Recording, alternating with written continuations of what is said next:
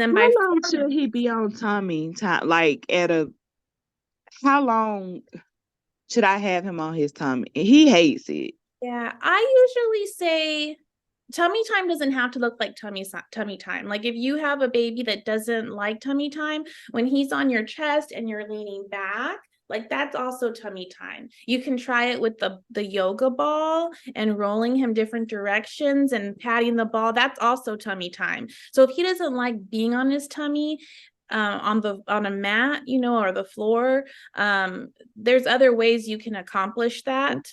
Um, and I always say, like, it depends on the baby, how long you do it at one time. I know, like, when babies don't like tummy time and they might get a little fussy, and it's okay if they get a little fussy, but I don't like them to get where they can't breathe and they're crying and they're just like, and then it's going to become something traumatic that they're really going to have an aversion to if you force them when they're like, that cry I mean, that I'm talking Mhm. about. Mhm. So yeah, it's okay if they cry a little bit and fuss a little bit, but you don't want it to be, you can pick them up and comfort them and do something else and then go back to tummy time. But probably, if all the little times that you work on it can add up to 30 minutes, then that's a good Okay. goal to have.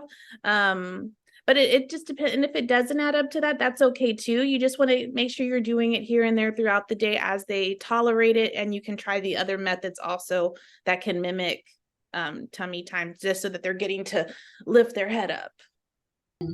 Like I would kind of try to do it before I would feed her so that she wouldn't spit up everywhere and like it wouldn't be hurting her belly. I asked my pediatrician about it and she said to use the boppy actually for tummy time until she could really tolerate it, and that helped a lot. And I wear her a lot, like I baby wear a lot, and I've heard that that is actually a form of tummy time also. I also wanted to talk about crawling, because why some babies skip crawling. And actually, the CDC removed crawling from the milestones list due to lack of normative data on various types of crawling. And when they did that, I think it was like last year or the year before, all the therapists and all the groups were like, no, why? Because crawling is still, yes, babies can skip crawling and just start walking. But crawling plays such an important role on cognitive development, coordination, eye-hand coordination.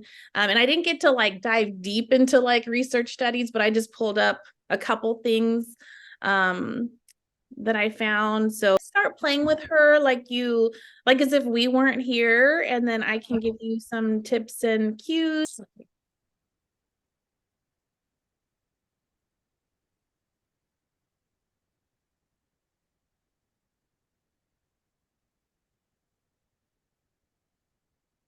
I think that Austin did an amazing job tracking the toy and engaging with you.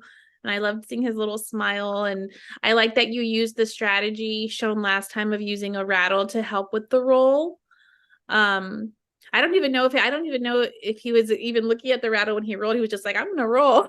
Like Right. he's like, I got this. Um, and then let's see, and Austin's showing us in the video that he can track past midline. He watched the rattle at different points going past midline, and his head rotation looked good to both sides. And he showed us that he can roll from his left side to his back. I'd love to see him roll from his right side to his back just to make sure he's doing it on both sides, and to see you practicing a full roll, like with you helping him. I'd also like to see how he looks in tummy time and what his head control looks like when you're holding him and sitting, and during pull to sit. So you can like help him with the pull to sit. I just kind of want to see what his head looks like, and having a video of how he wiggles just to make sure he's equal on both sides. And then even like doing like, shaking the rattle, helping him shake the rattle just to prepare for that 4-month-old skill.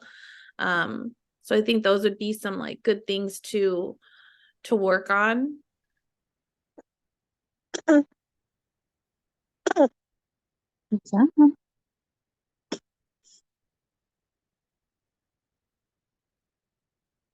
And Lindsay, I might turn you around a little bit, but I think in the videos he was also going to the right side. Can you can you make it so he tries it on the left? Mm-hmm. Good job. Oh. You're almost there. You're almost there.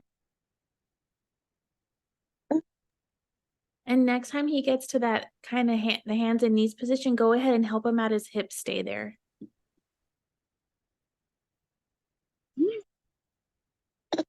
Oh, That's like the first time, like he's gotten really close to that position before.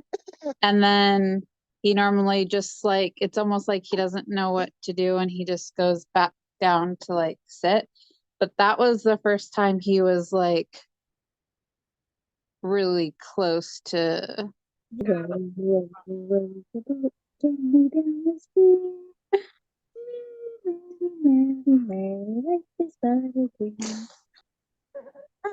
And that was a good push. He pushed through that front leg really well.